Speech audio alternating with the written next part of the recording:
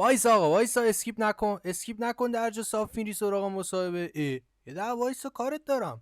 آقا طی امرجنسی میتینگی که تازه با اندروتیت داشتم یه پیام خیلی مهمی واسه بچهای ریل ورد داشت که حتما باید بهتون انتقال بدم و بذارید یکم جلوتر خودش بهتون توضیح میده. بریم گوش کنیم با هم.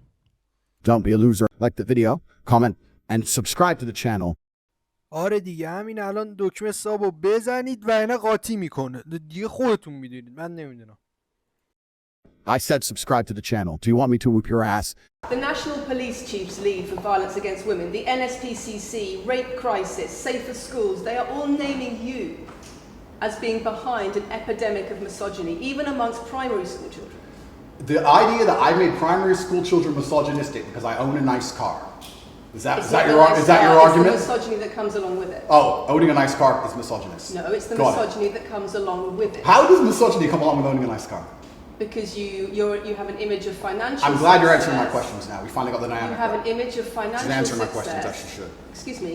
You have an image of financial success, but it comes along with attitudes towards women that are really problematic. My attitudes towards women is that women should be protected and provided for, and I've said that at length. In fact, I've said that over 50 times online, you never mention it. I say that my girlfriend doesn't have to work unless she wants to, I take care of her, I die to protect a woman. I've talked about how I've stood up and faced a knife to protect a woman. And in return, you want authority over her in the way you have over a child or a dog. Absolutely not. I've said that women should be protected and provided for. And in return, you want authority over her, because if you have responsibility for someone like a child or a dog, you say, you have authority over them. If you want to go down this argument, we'll go down this nuanced argument. I said that if I have responsibility for her safety, I should have a degree of authority over her safety. Meaning, and let me explain my point.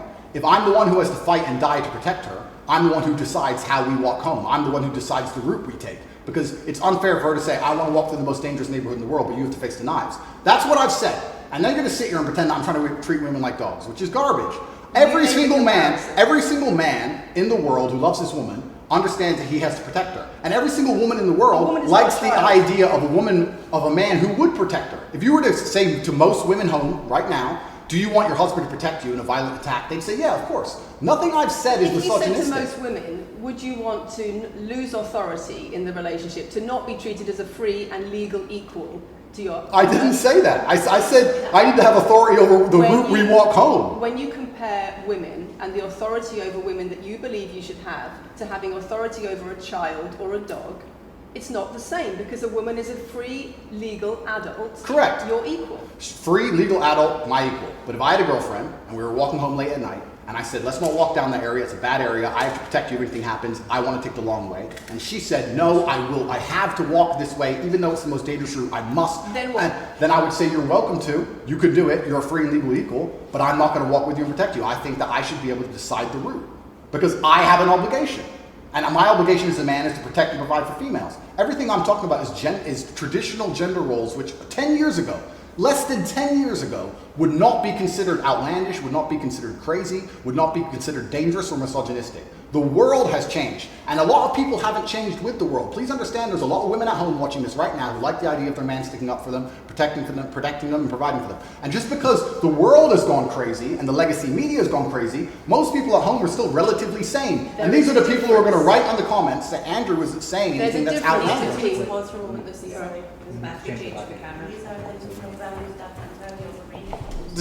It's the whole world believes these things. I don't know why you're doing this. I don't know why you're doing this. I told you. Say this twice. I told you. They come in, they smile, they shake their hands, and then they read one talking line excerpts from Black Hole. It's fine. It's fine. It goes like that. Yeah, that's fine. I'm having a nice conversation with Lucy. I'm enjoying it. So it's no problem. It's been fun so far. These are our own capital. People are on the cultural thing. It's fine.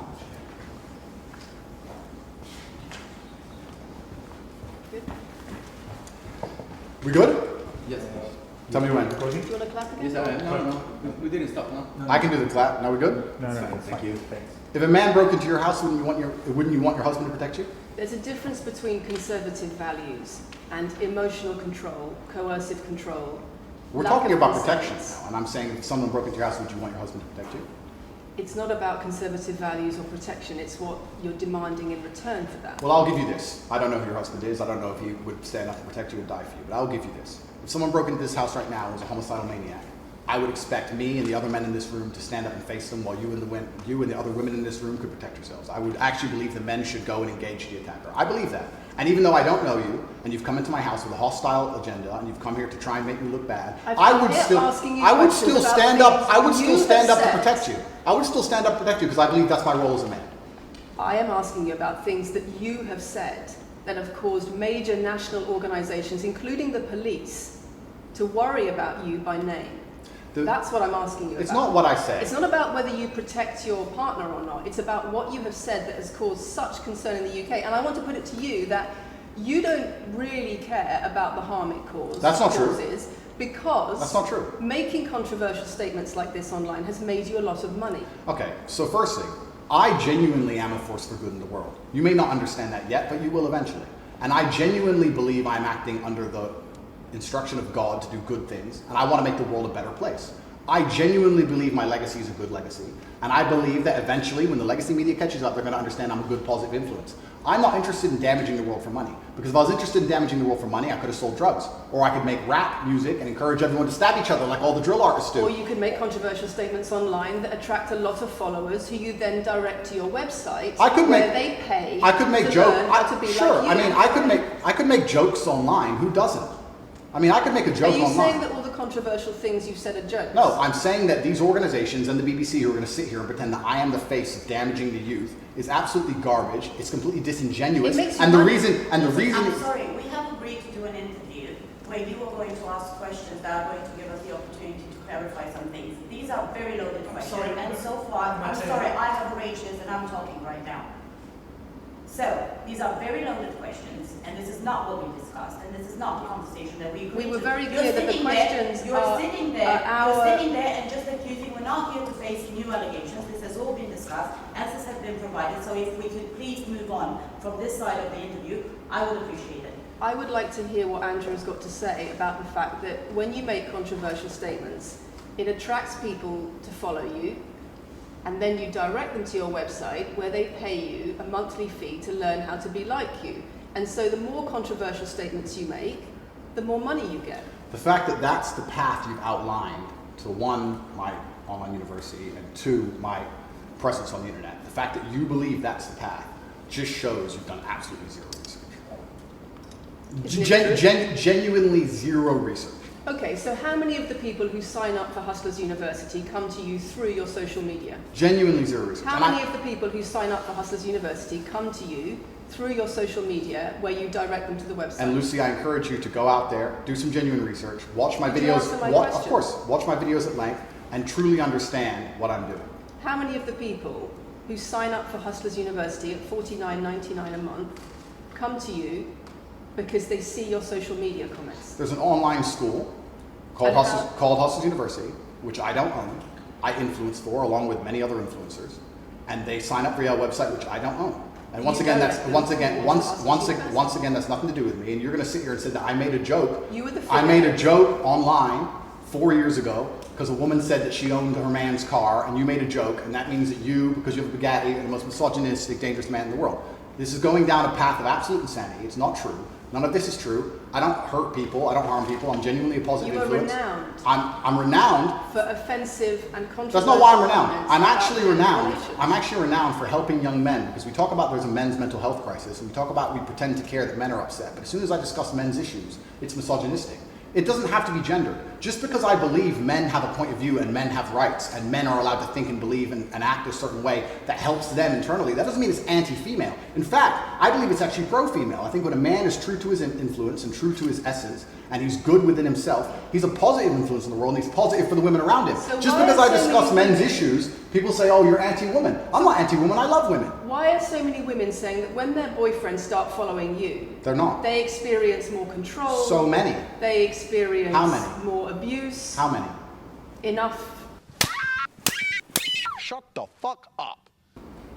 Enough. Enough. Well, this is the first time I've heard of it. So, in fact... One is too many. Oh, of course, yeah. So, in fact, I've seen thousands and thousands of comments and have endless emails from women praising Doesn't the it worry you? fact, praising the fact that their sons are listening to me, Does it not praising worry the you? fact that their The husbands things I'm listen to me. saying, does it not worry you? It would worry. It would You're worry. not concerned about it your would. influence. It would worry me if I was genuinely damaging the world. But for you to sit here and say, Andrew, you've become the most Googled man in the world. You have billions of views, and one woman, is now saying that her husband is I not have the same man she presented wants him to you. be, when thousands and thousands of people are saying the opposite. Well, then I would say I that that's. presented you with case after case after case, with quote after quote after quote of people who are genuinely concerned about the impact you're having, and you brush it off as if it's nothing. No, what you have done is come here with an agenda. You've come here with loaded questions. You've come here with things taken out of context. You come here with things that you don't understand are satirical. And then you're going to also sit and say that one woman said that her boyfriend changed when he watched one of your videos.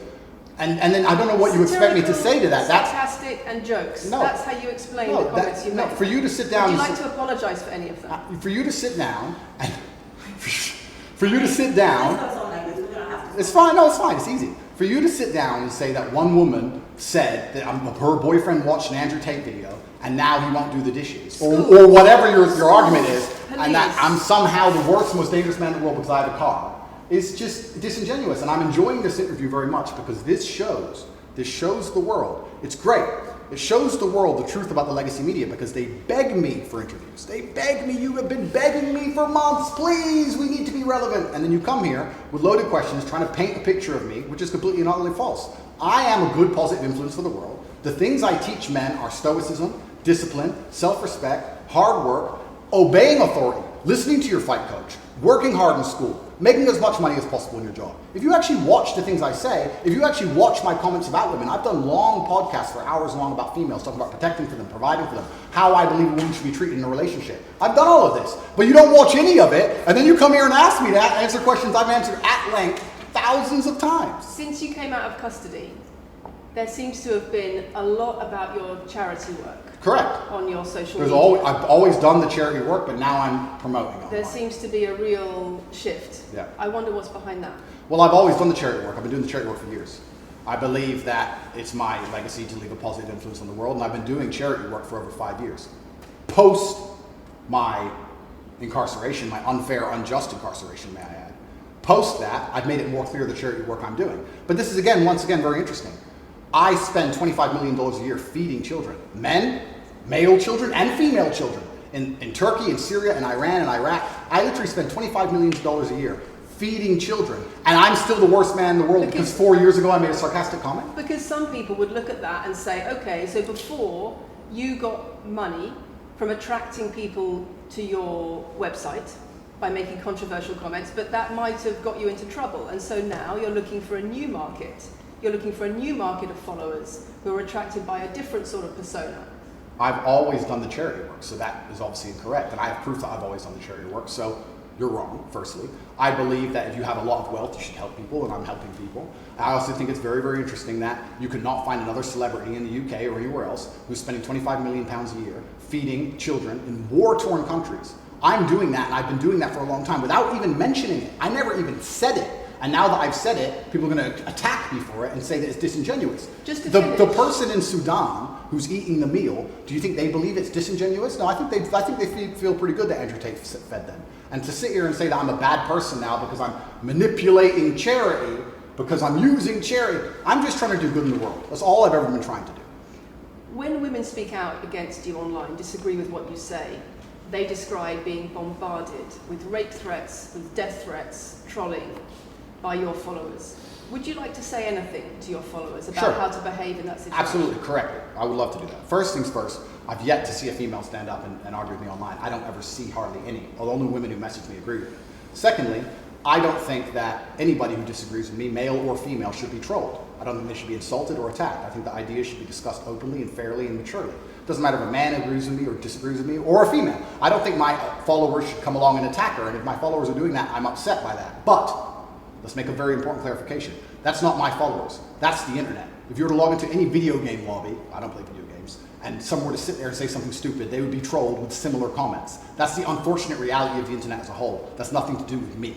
But I encourage all of my followers to engage in open discourse and be fair and honest and talk in a way which is mature. There's no need to troll anybody, male or female. Okay. Kathy, anything? A couple of things. I wonder if it would be worth giving Andrew one more opportunity to consider whether or not he would like to apologise or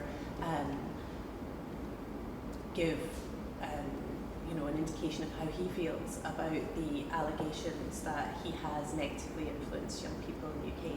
And secondly, I think we should put on record that this interview is taking place in your house because you're under house arrest. If it were not for that, then we would have chosen another location, I'm sure. We would have negotiated that between us. So I think that's just worth putting on record. Okay. So, just to put on the record then, you've said that you've invited us into your house. Correct. We're here because you're under house arrest. Correct. If you were free to leave, we would have negotiated a more neutral setting. Don't you think, as the BBC, it would be very interesting to come here and discuss the fact that I was put in a dungeon for 92 days and then locked in house arrest without charge? Don't you think that's a far more interesting conversation than old YouTube snippets? Don't you think that would be interesting? You're here under house arrest because there's an ongoing investigation into rape and human trafficking allegations against you. Correct. I've been incarcerated without charge. And don't you think... The rape allegation it's been dropped. Has been incarcerated for. Correct. So I'm incarcerated without charge, and I think that would be a far more interesting conversation. But then I guess Julian Assange is incarcerated without charge, and nobody's interested in that either. So if you actually wanted to do some genuine journalism and investigation, we could talk about the fact that an innocent man who has yet to be charged with a crime has had his liberty deprived of him. And I think that would be a far more interesting angle than talking about me being the most dangerous man in the world because I own a car. And this question about schools being very worried about your influence. Yes. Boys in primary school, or boys as young as 11 are quoting you at school, Yeah. attacking girls, refusing to respect female teachers. Yeah. Would you like to say anything about that? I'd like to say a lot. First things first, as I've repeatedly said, and the only reason I keep repeating it is because I'm sure this interview will be edited. I am a positive force for the world, and I teach children discipline. I teach the world discipline, male or female, of any age. And a lot of women listen to me as well. 40% of the people who listen to me are actually female. Secondly, I do understand with my massive influence, and I am now the one of the most influential people on the planet, that I do have to be slightly more careful with things I say. I'm not going to disagree with that. The idea that I said something 5 years ago on a video that got 300 views... So what do you mean, being slightly more careful? I'll give you an example. Some of the jokes I made 4 or 5 years ago on a YouTube channel that got 300 views, I would no longer make... Like what? Like the OnlyFans joke, the one you mentioned repeatedly. When she said, my man's car is my car. And then she said she did OnlyFans. And I said, what do you sell on OnlyFans? She said, my tits. And I said, well, those are your man's tits. As a joke, ha ha ha, everybody laughed. The fact that I could do that on a podcast 5 years ago and only got 300 views, now I understand I'm the most influential man on the face of the planet. I would be more careful with certain things I say. That doesn't mean the things I originally said were genuinely out to harm people. Do you really believe you're the most influential man on the face of the planet? I'm the most Googled person on the planet. Do you believe you're the most influential man on the face of the planet? I'm the most Googled man on the planet.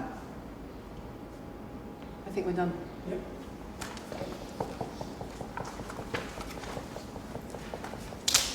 Thanks, Lucy. It was enjoyable.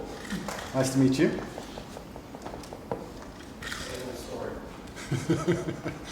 No, it was fun. It was good.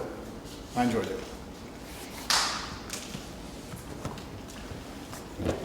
De-mic me. I don't want to damage anything. Thank you.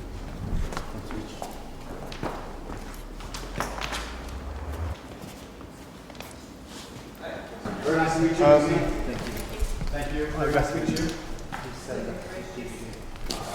Goodbye. The very polite staff.